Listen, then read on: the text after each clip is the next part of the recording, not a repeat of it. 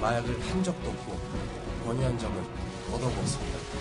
그 모든 노력이 물거품이 되는 마약을 생각하거나 복용했다는 것은 정말 상상할 수도 없는 일입니다.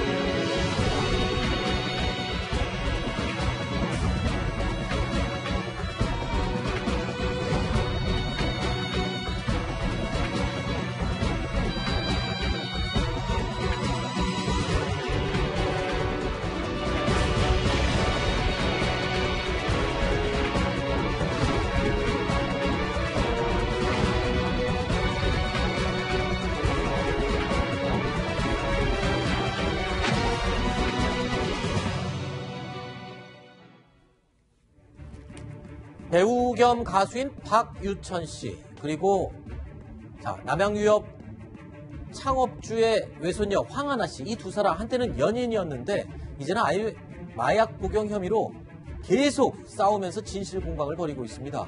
자, 급기야 경찰이 오늘 박유천 씨의 집 그리고 황하나 씨의 집, 이 두 곳을 차례로 압수수색을 했습니다. 양지열 변호사님, 네. 어떤 목적이었습니까? 압수수색의 주된 목적은? 일단 황하나 씨의 진술이 굉장히 구체적이었던 모양이에요. 그리고 네. 경찰로서는 황하나 씨의 진술을 좀 믿을 만한 상당한 근거가 있어 보인다. 다른 네. 게 아니라 황하나 씨가 박유천 씨와 함께 마약 등을 했다라고 진술한 진술 내용들이 실제 이제 박유천 씨 통신 기록 조회를 했던 모양입니다. 네. 그러면 뭐 내용을 들여다봤다는 게 아니라 위치가 뜨잖아요. 네. 그 동선이 일치한다는 거예요. 아하. 그러니까 이거는 그냥 지어낸 말이라고 보기에는 너무나 뭐 좀 의심스러운 정황이 있다라고 봐서 네. 오전에 박유천 씨 집과 승용차 그리고 이제 뭐 신체에 대해서 압수수색 표현을 씁니다. 법적인 네. 용어라서 부적절하긴 하지만 저는 개인적으로 그렇게 생각하지만 11명이나 수사관을 파견을 했어. 대대적으로 압수수색했어요. 내일 사실은 박유천 씨가 소환 조사가 예정돼 있기 때문에 그렇죠. 뭔가 경찰로서는 확실한 물증을 그 전에 찾고 싶어 한 게 아닌가 싶습니다. 네. 근데 압수수색은 보통 뭔가 혐의가 구체화됐을 때 그때 하는 거 아닌가요? 그럴 수밖에 막연하게는 없는- 못 하잖아요. 영장이 발부가 안 되죠. 그러니까요. 법원에서 봤었을 때 경찰이 신청하면서 청구한 소명 자료들이 이거는 믿을만하다, 필요하다라고 네. 판단을 했기 때문에 네. 발부를 해준 것이라서 그동안 박유천 씨가 보여왔던 어떤 자신감 넘치는 극렬하게 아주 거부했지 않습니까? 그렇죠. 절대 그럴 일 없다고. 이게 어떤 모습일까 지금 수사 결과가 지금 좀 기다려지는 상황입니다. 잠시만요. 지금 극구 부인했던 박유천 씨, 그 며칠 전에 기자회견 내용을 다시 한번 들어볼까요? 그 모든 노력이 물거품이 되는 마약을 생각하거나 복용했다는 것은 정말 상상할 수도 없는 일입니다. 경찰서에 가서 성실히 조사를 받겠습니다. 이 건에서 제가 혐의가 인정된다면 이것은 연예인 박유천으로서 활동을 중단하고 은퇴하는 문제를 넘어서 제 인생 모든 것이 부정당하는 것이기 때문에 절박한 마음으로 왔습니다.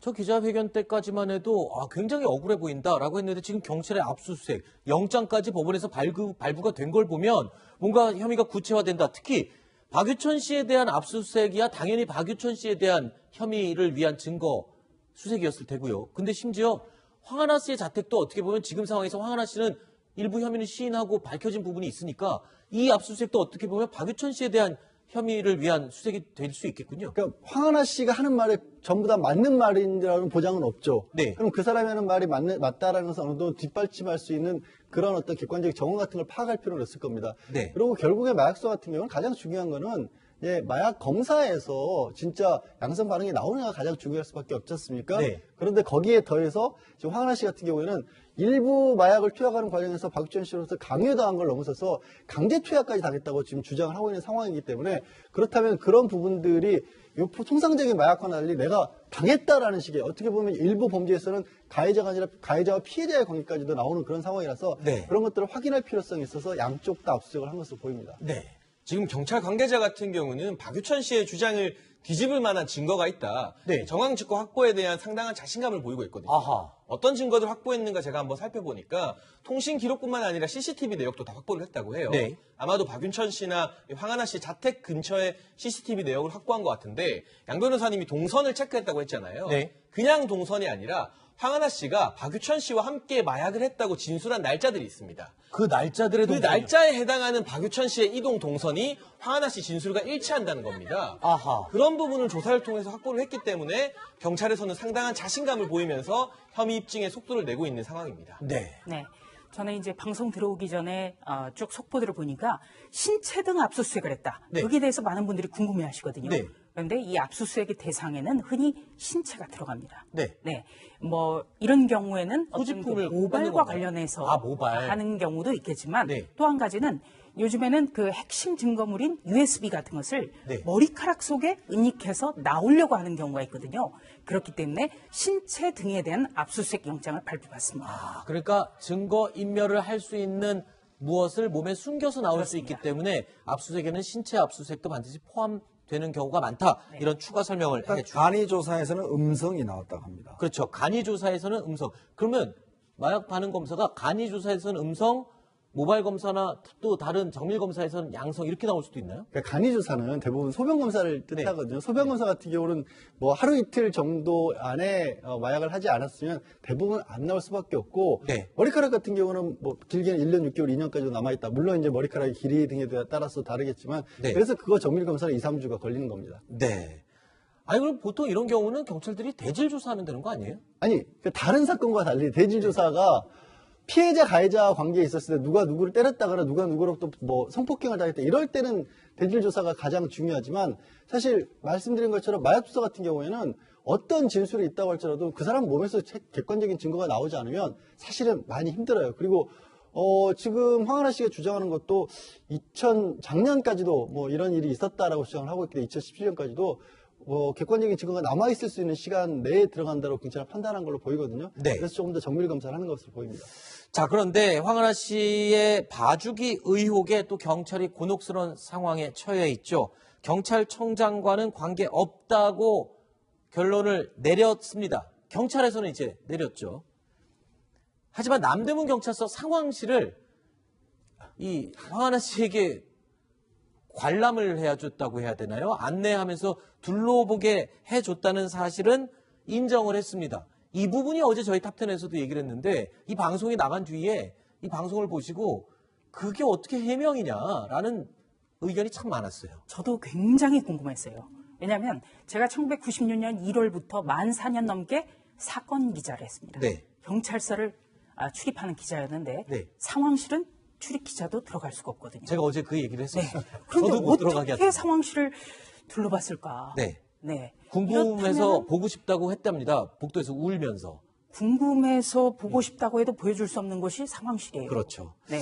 자, 게다가 황하나 씨 당시 남양유업 회장까지 사건 내용이 전달됐다라는 얘기를 하고 다녔었는데 여기에 대한 해명은 또 주어지지가 않았습니다. 자, 좀 내용을 보면은 경찰청장과 아주 아버지가 친한 사이다. 뭐 이런 내용들 거짓으로 밝혀졌고 남양유업 회장님도 고소 사건을 알고 있다. 이 내용에 대해서는 경찰이 해명을 하지를 않았어요. 어쨌든 경찰이 개입돼 있다는 의혹을 받고 있는 이 사건 이뿐만이 아니죠. 다른 사건으로 또 이야기를 넘어가 보겠습니다. 승리 게이트에도 경찰이 깊이 관련돼 있다는 의혹은 계속 확산되고 있는데 가수 최종훈 씨도요. 음주운전 무마 시도 정황이 있었고 당시에 경찰관이 생일 축하 메시지를 보냈다라는 의혹이 이미 밝혀진 바 있죠. 의혹에 대해서는 여전히 일단 변화 없으세요? 다 경찰서에 제출했습니다. 생일 축하 문자 메시지 누구한테 받으셨어요? 그런데 이 부분에 경찰이 해명을 했습니다. 근데 해명 자체가 또 이 논란을 일으키고 있습니다. 어떤 해명인지 한번 들어보시죠. 피해자다는 위주로 가해자들 청소 잘 안 해요. 그 수가 좀 다르겠죠. 그러니까 음주 조사를 마치고 그 조사에 대해 만족했냐는 해피콜을 했다는 겁니다. 그러니까 이 대화 순서가 어떻게 되냐면 단체 대화방에서 내가 경찰팀장에게 생일 축하 메시지를 받았다는 얘기를 단체 대화방에서 한 거예요. 그렇죠. 그래서 그걸 확인을 해봤더니 실제 경찰 측에서 그런 얘기를 한 건 맞다. 그런데 마침 수사를 마치고 돌아간 사람에게 연락을 해서 수사 상황에 대해서 불만 없습니까? 물어보고 나서 기록을 보니까 하필이면 주민등록번호가 있을 거 아니에요, 기록에. 네. 생일이길래 생일 축하한다 말 한마디 한 것뿐이다라고 얘기를 했는데 네. 조금 전에 나온 그 현직 경찰의 얘기는 가해자에게 전화를 걸어서 네.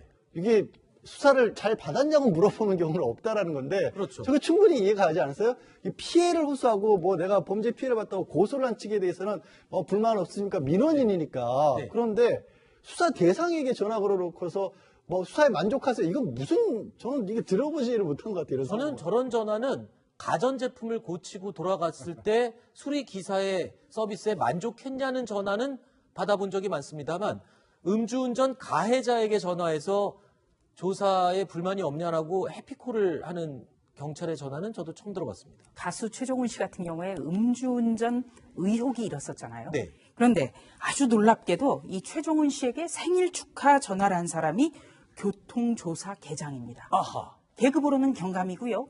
교통조사, 그러니까 음주운전과 관련한 모든 것을 총괄하는 네. 계장이죠. 네. 그게 참 흥미롭더군요. 알겠습니다. 자, 이 얘기는 여기서 마무리하고요. 다시 한번 말씀드린다만 버닝썬 이 사건의 핵심은 경찰 유착입니다. 다음 순서로 이어가겠습니다.